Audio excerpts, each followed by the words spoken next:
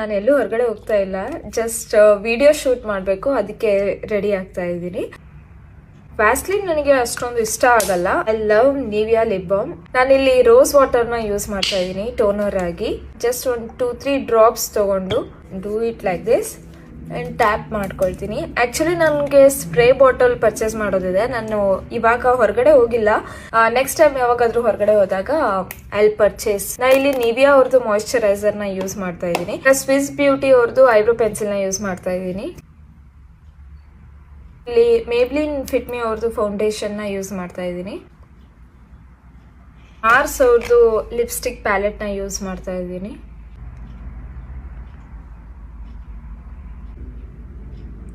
ಈ ಥರ ಸ್ವಲ್ಪ ಬ್ಲೆಂಡ್ ಮಾಡ್ತೀನಿ and I just put it like this.